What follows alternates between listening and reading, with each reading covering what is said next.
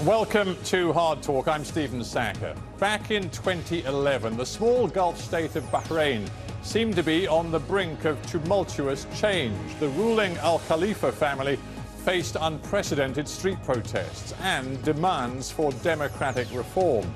Bahrain's security forces cracked down hard. Political battle lines between government and opposition were drawn. 2.5 years on, has the Bahraini monarchy learnt lessons and weathered that storm? Well, my guest today is al-Shehabi, an activist with the campaign group Bahrain Watch. Is there a middle ground between the status quo and revolution?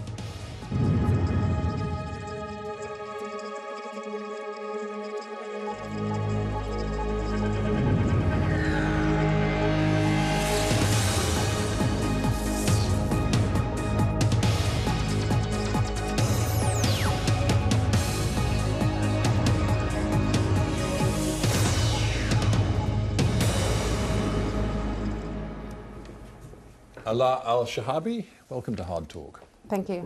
When you look at what has happened in Bahrain since February 2011, what is your overriding emotion? My overriding emotion is one of a missed opportunity to move forward and to take the country into a new democratic era and fulfill the aspirations of the majority of the people. So, disappointment, a sense of failure?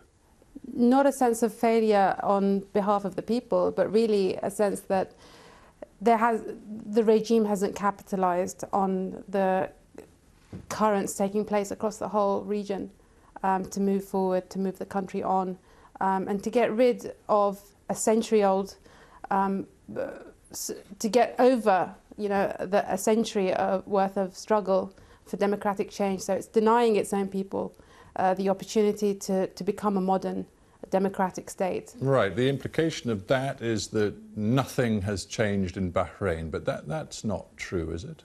We're no closer to democracy after 200 years of British-backed al-Khalifa rule. That's a fact.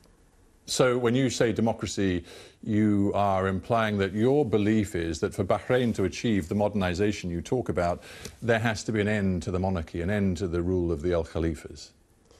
Well, then that's not what I'm saying. I'm saying that there is now a popular protest movement, and there are two strands of thinking within that popular protest movement. There's a strand that says there's still a place for the ruling family. There's a strand that says there's no place for the ruling family. But ultimately, I believe that the regime... Which strand are you in? I believe that the regime has sown the seeds and set in motion its own downfall. I mean, when you... So you're in the strand which says that the al-Khalifas have to go? When you kill people, it effectively immortalized the martyrs. When it destroyed the Pearl Monument, it effectively created a legend and a historical icon of freedom. And when it uses torrents of tear gas, it sets the feelings of despair and indignation. When it assumes that the majority of the people are collectively guilty for something, it uses a policy of collective punishment, which means that that everyone indiscriminately is targeted in the country. So I believe really that it's set in motion. The seeds of repression create revolution. That's right. Fundamentally. So I just want to be clear about this. Your view that in the end, as you put it, the downfall of the al-Khalifas has to be Bahrain's positive future. That seems to be what you're saying, that the revolution you talk about will involve the end of the ruling royal family. I want to be clear about that, because if you took a different view, if you took a view that said, actually the al-Khalifas have been under enormous pressure and they have learnt some very painful and difficult lessons and things have begun to change in Bahrain, then you wouldn't necessarily be as negative as you are. The al-Khalifas have lost popular faith. There is this, there's complete mistrust now with the citizenry and the ruler.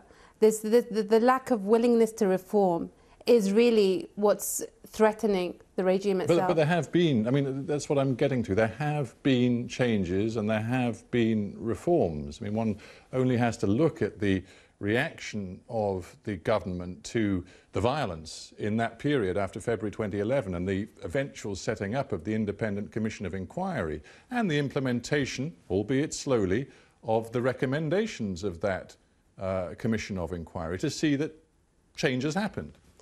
There's a script, there's a very nice script that the regime's PR companies have drawn up, and this is this pretense and this myth of reform. In the reality is the Prime Minister that's been serving for 42 years continues to be in power.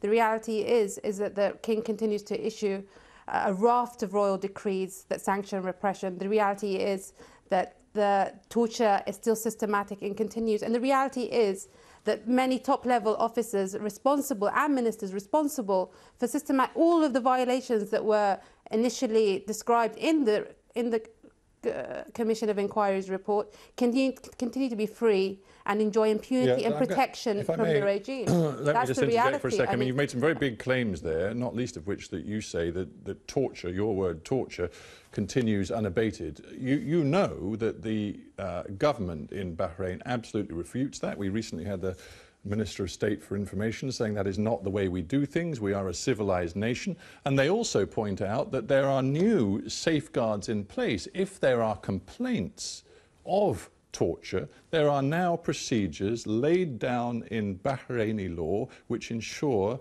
those complaints will be investigated.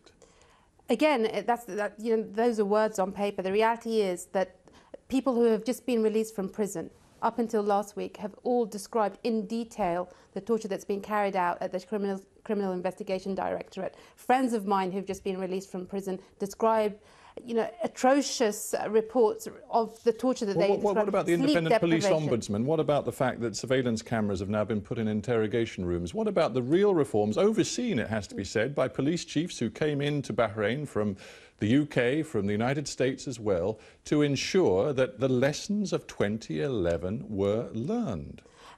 The torture continues despite all of those boxes that appear to have been ticked. And the reality is that torture is a broad definition, inhuman and degrading treatment. The torrents of tear gas that the police continue to use on a daily basis, and is something that I've been trying to campaign with my... Well, tear gas is used in many parts of the world, and it's rarely referred to as torture. It's inhuman. I mean, democratic governments use tear gas to control crowds in extreme situations. I mean, I don't know what country imports 3 times its citizenry in terms of quantities of tear gas. So Bahrain is now requesting a tear gas shipment of 1.7 million. That's 3 tear gas canisters per Bahraini citizen. That's an average of 4,000 tear gas canisters per day. It's literally drowning the country in a cloud of tear gas. For every claim you make, there is a counter-argument which the Bahraini government comes out with where they point to institutional reform. They point to the fact there's a new independent, or a much beefed-up independent human rights commission inside the country. They point to the ombudsman. They point to the fact that, for example, very recently, the Crown Prince was given a more senior role inside the government. Everybody, both inside and outside the government, regards him as a key figure in the reform agenda of that country. Well, tell that to Abbas Marhoun, who's sitting in an ICU unit right now because half of his skull has been blown off because he was shot point blank with a tear gas canister. Tell that to the people who've been denied medical care, who are now in prison. Tell that to Nabil Rajab, who was sitting on this very chair a year ago and found himself in a prison cell a month afterwards, sentenced to 2 years imprisonment for speaking out. Sure. I mean, that's not reform in it by anyone's book, and that's a nice script. And I can understand why the government hires PR companies to make establishments like the BBC throw these questions at human rights activists and at political activists. But again, I'm not claiming these things. These are very well documented. Physicians for Human Rights has described the weaponized use of tear gas. But hang on, let's consider what's actually happening on the ground. You, I'm sure, are as aware as I am that there have been serious instances of violence perpetrated against the security forces and against other figures in the community in the last few months in Bahrain, which are alarming. For example, the car bomb that was exploded outside a Sunni mosque, I believe in the summer, where 2 individuals have since been punished with life in prison. There is a security threat inside Bahrain, and it seems to come from extreme elements within the anti-government opposition. The government has crushed all legitimate outlets for peaceful dissent. It's banned protests in the capital city of Manama. It's arrested peaceful human rights and political activists. It continues to attack peaceful protests. You are here in the UK, but you go to Bahrain. You were in Bahrain not long ago. Were you arrested? Same question you asked Nabil Rajab, but I don't want this to be a bad omen, because you asked the very same question to Nabil Rajab. He was arrested at the airport when he returned to the country, and he hasn't been released since. So, I mean, I don't want... Are you writing off your chances of, given what you are saying to me and the condemnation that you are issuing towards your own government of Bahrain, are you saying you're writing off your chances of being able to return to your own country? That's definitely a possibility. That doesn't mean that I'm not going to, I have every right to return to Bahrain, and I will be doing so in the near future. But obviously the risk is great and massive, and the likelihood is all activists that put their neck out will get punished and feel the hand of recrimination in some way. But I mean, travel bans are routine, harassment of family, loss of jobs, getting followed in your car, getting your emails hacked into. These are just routine methods that the regime uses to target and to silence activists and people who speak out in the country. Are you not in danger, though, of exaggerating what the Bahraini government is doing? For example, al-Wafaq, which is the long-standing opposition movement inside the country, is not banned from holding protests. It has its own offices, it has its own organisation, it has its own membership. It is allowed to operate. But what the government describes, and they use this word terrorist, what the government describes as dangerous and terrorist is that extreme element. They loosely call it part of the February 14th movement, which has moved beyond peaceful protests and appears to be intent, through use of Molotov cocktails, car bombs and other weapons, intent on using violence against the government. Well, I don't know what terrorist group brings people out on the streets in their thousands on a daily basis. I mean, I honestly don't know that. These are people who have projected very clear-sighted demands, and that's really for an accountable and democratically representative government. And in terms of again, these claims of violence and so on, it's again the violent oppression that people face. Al-Wafaq's head was arrested and kept in jail, the assistant president, for over a month. The number two, who's the number been two, the number released. One, which is Ali Salman, he was also interrogated for having for something as simple as an exhibition in their offices. They are continually facing the threat of being shut down, of being ignored, of being sidelined. But let me pin you down on the February 14th movement and this idea of extremism taking root and direct violent action becoming more prevalent on the fringes of the opposition movement. Just be clear with me about your own family. I mean, your father, who's a long-time exile from Bahrain, now convicted in absentia to a life term for, they say, trying to overthrow the government. He is closely connected, isn't he, with the February 14th movement? The February 14th movement is a movement. It hasn't assigned a leadership.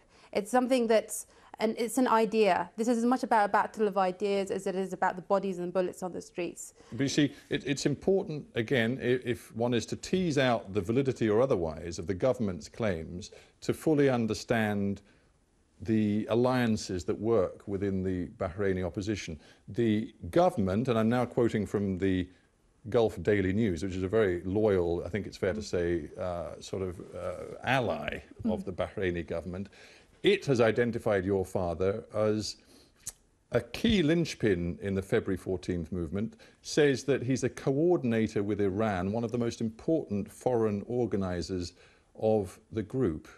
Is that true? Well, I mean, this is a state-controlled newspaper, and the government has spent 32 million on approximately 18 Western PR companies just to smear the opposition, and we've documented that in detail of how these PR companies really have tried to influence the narrative and tried to connect the opposition somehow with Iranian agents. When the government's own inquiry... What about the specific allegation that he has been a coordinator with Iran and in the past has had a very close relationship with the Iranian government, including using office space that actually belonged to the Iranian government, once working for a newspaper that actually belonged to the Iranians.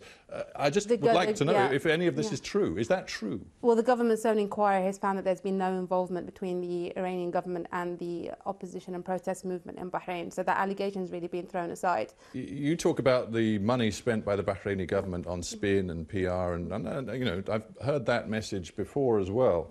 But it is important to get to the truth of what the people who are very senior inside the opposition movement in Bahrain and outside Bahrain really think and really want. Take another example, for example, Ayatollah Issa Qasim, who is seen as a very important spiritual figure within the opposition, within Wafaq in particular. Now, you can go through his record and look at a whole host of quotes where he delivers paeans of praise to the Iranian Revolution, to Hezbollah, to Khomeini. Not so long ago, he said Ayatollah Khomeini's revolution created a new jihadist line that transcended the borders of his country. Is that line of thinking increasingly dominant inside the opposition? I think the opposition has been very clear in criticising the government for its continued violent oppression and the use of force and the failure to address any of the issues and the grievances raised by the opposition. That's been to date, has been the most peaceful, straightforward. Right, but the movement can evolve over time. Clearly there is deep frustration that, as you have characterised it, change hasn't come, the regime hasn't given ground. So I'm wondering whether the sort of ideology, philosophy that I've just outlined to you in quotes is now becoming more dominant within the opposition. I think the premise of your question really is the fear of change, that the idea that if there's a democracy in Bahrain, these strange forces from the east, from Iran, will come and influence and take over. Again, that's the fear of the unknown. That's not a fact. The opposition's been asking for a civil democratic state where everyone has equal rights, where people, the system built on systematic discrimination, a system that's built on structural criminality. The infrastructure of oppression is removed and dismantled, and a new civilized state is enacted to bring Bahrain really to the modern era, where it's a pseudo-apartheid state we're talking about. There is systematic discrimination against the Shia population in Bahrain. I mean, the ruling family controls 40% of the most senior positions in the political system, and they're re-entrenching themselves in those positions of power. Right, it's fossilized. That isn't the same thing as using words like apartheid. It seems to me, and I come back to this point about the ideology of the opposition, that there is an increasing sectarianism about the language coming from key figures in the opposition. This is no longer being characterized as a unified movement of Bahrainis demanding greater freedom, a different form of governance. It seems to me, you used the word apartheid, that it's being characterized now as a fundamental sectarian face-off. There is an attempt to make it seem that way, but sectarianism really... But you used the word apartheid, not me. I mean, that's the way you seem to see it. Yeah, because the government has entrenched an apartheid system based on sectarian, where Shia are almost absolutely disenfranchised from any decision-making roles in the country. And they've been marginalised. Unemployment is really high amongst the Shia population. And so at every level, from getting a building permit to obtaining government contracts, there is an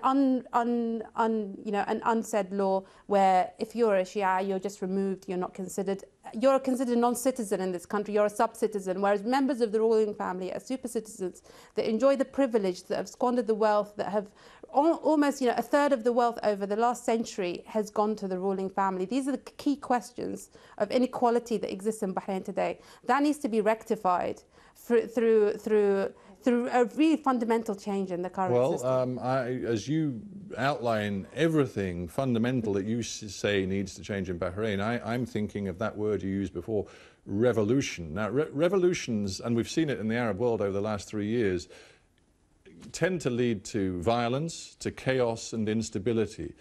The message, not just from the Bahraini government, but also from allies of Bahrain, from Saudi Arabia, the United States and elsewhere, is that to avoid dangerous chaos and instability, there must be a dialogue, and the government has tried to proceed with a dialogue with the opposition. They tried to establish it going back to February of this year. Currently, the opposition don't want to talk. Will that change?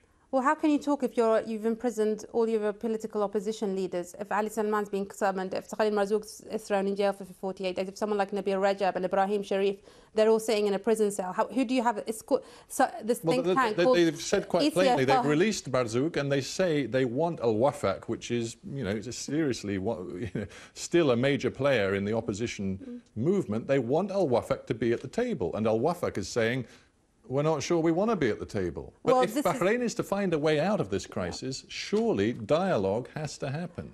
Or clearly not a self-assured monologue, as someone has described it recently. The whole system, I mean, this is just an attempt to distort, delay, and really divert the need for change in the country. I mean, democratic transition and reform can take place almost instantly. It doesn't need, I mean, this dialogue, the demands are very clear, and they're almost non-negotiable. The kind of stuff that the opposition is asking for. I asked you about your mood at the beginning, partly because I wondered how depressed you might be. You've indicated that you see no real sign of anything positive happening right now, but think of this. The United States talks now of, quote, important steps to long-term institutional reform. The UK just sent a minister to Bahrain to talk about the close ties with that country, to praise some of the progress, that was a word used, progress toward reform, and to initiate a whole new round of cultural and trade exchanges. Whatever you say, it doesn't appear that the international community wants to see anything other than the Khalifas continue in power, involved in some sort of dialogue and reform process. That is what the outside world wants to see. Not the outside world, specifically the British. The British have been the backbone of the Al Khalifas for the last 200 years. The minister's now there to flog off more defence. You don't think Barack Obama's dying to see chaotic sort of instability in Bahrain, do you? With the Fifth Fleet there? Well, everyone would like orderly, very nice orderly reform in all of these Arab countries. The problem is they're so fossilised and brittle that they are incapable of introducing that reform themselves. There have been ample opportunities. I'll remind you that in 2001 the King promised a constitution in which he received 98.4% unanimous vote from the population for democratic change. He betrayed the people, and he amended the constitution, introduced a completely new constitution a year later, and he's missed out on the chance to reform himself and to really move the country forward. So again, orderly, nice scripted reforms, it sounds very good on paper. It's taken a century to deliver, and we still don't see the effects and these promises taking place in the country. And Bahrain Watch really has tried to document, to keep tabs on what the government claims it's doing. So things that look nice on paper, the reality is completely different. So I'm not going to, the role of the US. If I may, we're really almost out of time, but to sum up, it sounds to me as though you're saying there is only one way out of this for Bahrain, and that is revolution, violent revolution. Is that what you're saying? Revolution isn't necessarily, revolution is a state of mind. It's about people refusing to be dominated any longer by this absolute monarchy and accepting absolute domination on their way of life.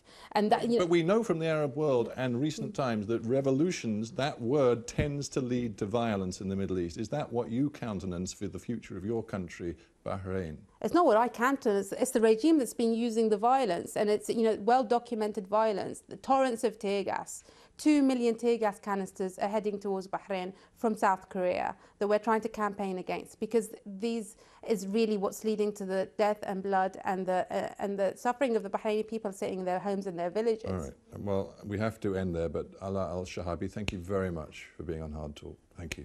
Thank you. Thank you.